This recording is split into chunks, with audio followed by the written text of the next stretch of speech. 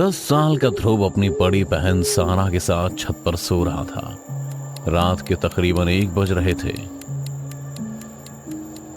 कि अचानक ही ध्रुव की आंख खुली। उसे ऐसा लगा जैसे उसकी आंखों के सामने एक काला साया उड़ते हुए नीचे गया है। ध्रुव ने जब नीचे झांक कर देखा तो उसे एक बूढ़ी औरत दिखी जो एक कोने में बैठी उसे ही अपने पास बुला रही थी। ध्रुव भी बेसुध होकर उसकी तरफ बढ़े जा रहा था। उसे इस वक्त बिल्कुल भी होश नहीं था कि वो आधा छत से लटक चुका है और अगर 1 इंच भी आगे बढ़ा तो छत से गिर जाएगा। पर ध्रुव का सारा ध्यान तो इस वक्त उस बूढ़ी औरत पर ही था। वो जैसे ही आगे हुआ कि तभी उसकी बड़ी बहन सारा ने ध्रुव को पैर से पकड़कर उसे गिरने से बचा लिया। ध्रुव, ये क्या कर रहे हो तुम? तुम्हारी नींद में चलने की बीमारी कब ठीक होगी? शाम जाने। सारा ने ध्रुव को बचा तो लिया था पर ध्रुव अब ठंड के मारे कांपने लगा था। उसे बहुत तेज ठंड लग रही थी। सारा ने जब ध्रुव का माथा छुआ तो उसे बहुत तेज बुखार था। सारा तुरंत ही ध्रुव को अपनी गोद में उठा नीचे कमरे में ले आई और घर में रखी हल्की फुल्की बुखार की दवा दे दी। उस रात तो ध्रुव चैन से सो गया पर सुबह होते ही ध्रुव का बदन बुखार से तपने लगा था। अगले दिन भी सारा ने ध्रुव को बुखार की दवाई देकर उसे सुला दिया पर बुखार कम होने का नाम ही नहीं ले रहा था। बुखार उतरने के इंतजार में अब शाम हो गई थी। जब सारा को बात समझ नहीं आई तो वो ध्रुव को सीधा डॉक्टर के पास ले गई। इतना घबराने की बात नहीं है, मौसमी बुखार है हमारे पहलवान को, मैं कुछ दवाई लिख देता हूँ, इनसे जल्दी आराम मिल जाएगा, डोंट वरी। डॉक्टर की बात सुन सारा का मन कुछ पल के लिए संभल गया था। वो दवाइयां लेकर वापस घर आ गई थी। घर आकर उसने सोचा भी कि क्यों ना माँ पापा को फोन करके सब कुछ बता दे। पर 1 हफ्ते के लिए घूमने गए उनके माँ पापा को वो इतनी सी बात के लिए परेशान नहीं करना चाहती थी। आज पूरे 2 दिन हो गए थे लेकिन ध्रुव का बुखार कम होने का नाम ही नहीं ले रहा था। हालात इतने खराब हो चुके थे कि ध्रुव अब नींद में ही कुछ ना कुछ बड़बड़ाता रहता था। कभी चीखता तो कभी जोर जोर से रोने लगता। रात के करीब 1 बज रहे थे। ध्रुव का बुखार पूरी तरह से उतर चुका था। उसने जब आंख खोली तो सारा उसके पैर के पास ही सोई पड़ी थी। वो बिना अपनी दीदी को उठाए बिस्तर से नीचे उतरा ही था कि अचानक ही किसी ने ध्रुव का पैर पकड़ उसे पलंग से नीचे घसीट लिया। पलंग के नीचे जाते ही ध्रुव भी चीखने लगा था। वो दर्द से करा रहा था मगर उसकी चीख सारा तक पहुंच नहीं रही थी, मानो जैसे वो किसी और ही दुनिया में चला गया हो। अगली सुबह जब सारा की नींद खुली तो वो ध्रुव को बिस्तर पर ना पाकर बेचैन हो गई। उसने तुरंत ही पूरा घर छान मारा पर उसे ध्रुव का कहीं अता पता नहीं चला। उसका भी मन उदास हो गया, आंखें नम हो गईं कि तभी गौर से सुनने पर उसे किसी के ठंड में ठिठुरने की आवाज आई। सारा ने जब सिसकियों का पीछा किया तो उसे पलंग के नीचे ध्रुव ठंड से ठिठुरता दिखा। सारा तुरंत ही ध्रुव को अपनी गोद में उठा उसे गर्म कपड़ों से ढक देती है। तुम नीचे क्या कर रहे हो ध्रुव? तुम्हारी तबीयत कितनी खराब है फिर भी तुम मेरी एक नहीं सुनते। अगर तुमको कुछ हो जाता तो मैं माँ पापा को क्या जवाब देती? बोलो। सारा की बात सुन ध्रुव कुछ ना कुछ बड़बड़ाने लगा था पर सारा ने इसे नजरअंदाज कर उसकी बंद आंखों को खोला तो उसके होश उड़ गए। ध्रुव की आंखों में किसी बूढ़े औरत का साया नजर आ रहा था जिसकी उंगलियां ध्रुव की आंखों से बाहर आ रही थी। पर इससे पहले कि सारा पलंग से उतर किसी को मदद के लिए बुला पाती, पलंग हवा में उड़ने लगा और ध्रुव का शरीर बिस्तर पर अकड़ने लगा था, मानो जैसे कोई जानबूझकर एक एक कर ध्रुव के जिस्म की हड्डियां तोड़ रहा हो। सारा भी हड्डियों के टूटने की आवाज साफ साफ सुन रही थी पर इतने दर्द में होने के बाद भी ध्रुव जोर जोर से हंस रहा था। ध्रुव की डरावनी हंसी देखकर सारा का खून सूखने लगा था। उसे कुछ समझ नहीं आ रहा था कि ध्रुव के साथ ये सब क्या हो रहा है। तभी ध्रुव बिस्तर से उठ हवा में अपनी दीदी सारा के सामने आ गया था। बुला उसको वरना मैं तेरे भाई को अभी के अभी खत्म कर दूंगी। ध्रुव ने चीखते हुए सारा से कहा था। अपने भाई का ये रूप देख सारा रोने लगी थी। उसने भी सिसकते हुए कहा, ध्रुव, ये तुमको क्या हो गया? होश में आओ ध्रुव।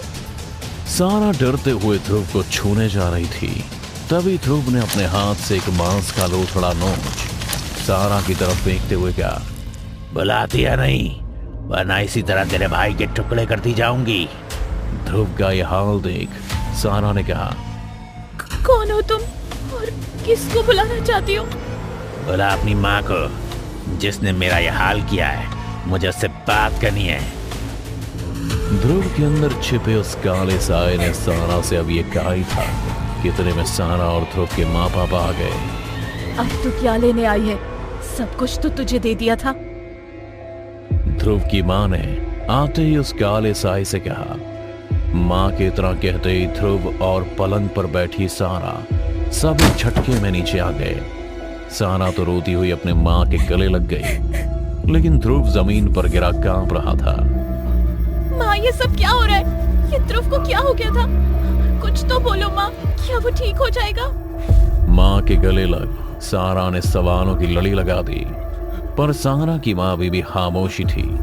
तब सारा के पिता ने ध्रुव को संभालते हुए कहा, कुमुद, शायद सही वक्त आ चुका है, अब सब कुछ सच बता दो।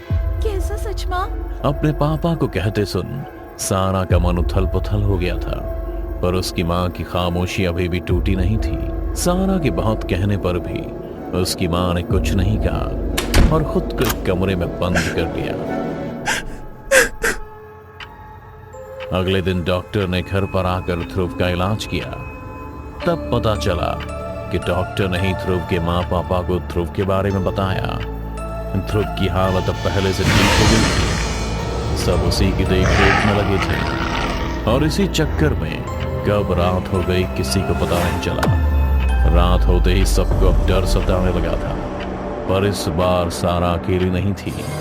उसके माँ पापा उसके साथ थे। रात के करीब 1 बज रहे थे और धीरे धीरे फिर से ध्रुव को बुखार आने लगा था। ठंड के मारे उसके शरीर ने कांपना शुरू कर दिया था। तभी सारा ने ध्रुव की पलकों को हटाया और उसे फिर से उस बूढ़ी औरत का साया दिखा जो ध्रुव की आंखों से बाहर आना चाहती थी। पर इस बार सारा ने ध्रुव की आंखों से आंखें नहीं हटाई, बल्कि उन्हें बड़े गौर से देखने लगी। फिर अगले ही पल सारा के चारों ओर एक काला सा साया मंडराने लगा और देखते ही देखते सारा को भी ठंड लगने लगी। पर कुमुद समझ गई कि उसकी बेटी को क्या हुआ है। छोड़ दे डायन, मेरी बेटी को छोड़ दे, वरना।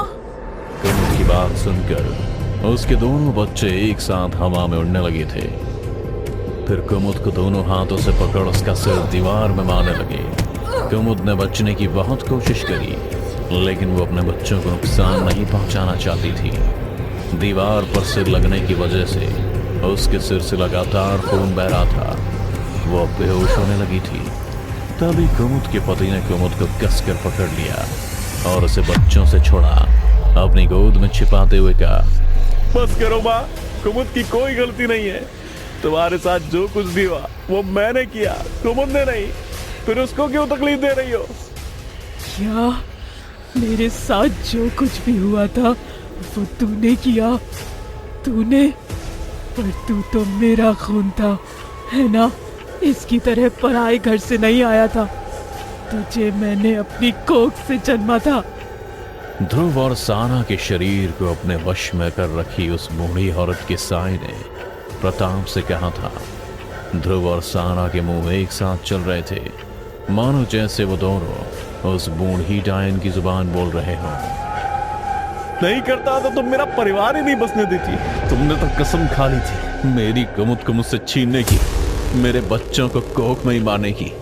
इसलिए मां, मैंने वो किया जो सही लगा। प्रताप की बात सुन बूढ़ी औरत के साए ने ध्रुव और सारा के शरीर को काटना शुरू कर दिया था।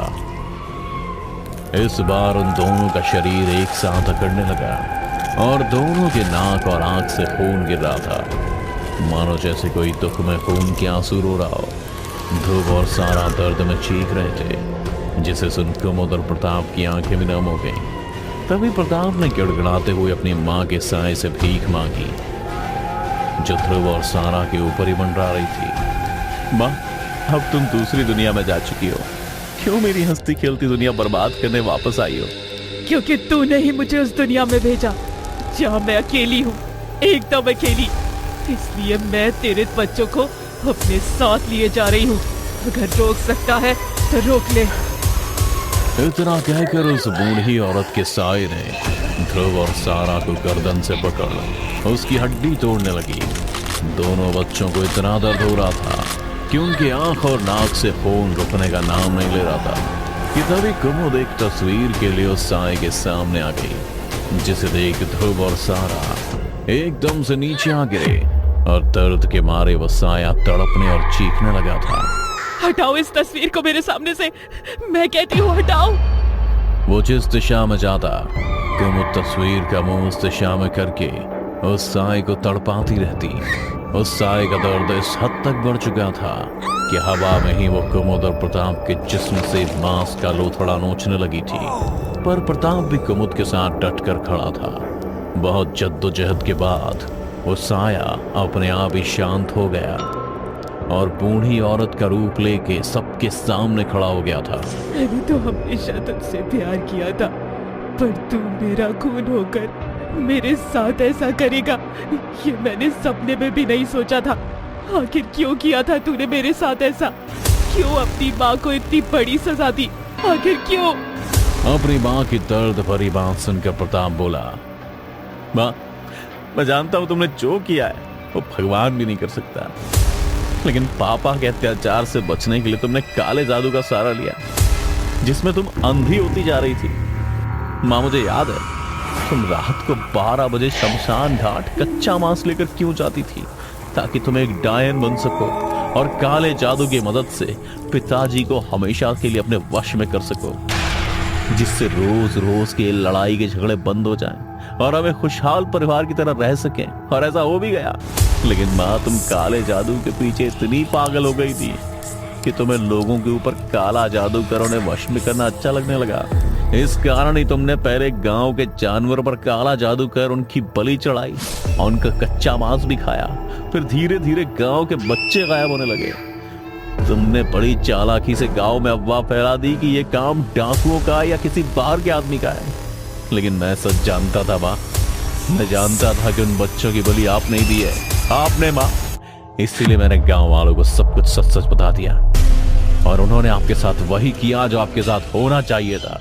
हाँ माँ, मैंने ही कुमुद को सब सच बता के गांव के लोगों तक पहुंचाने को बोला था, जिन्होंने गुस्से में आकर आपको हमारे पुराने घर के साथ जिंदा जला दिया। एक बार फिर अपनी माँ को देख प्रताप की आंखें नम थीं, पर कुमुद अपने बच्चों की जान दोबारा खतरे में नहीं डालना चाहती थी।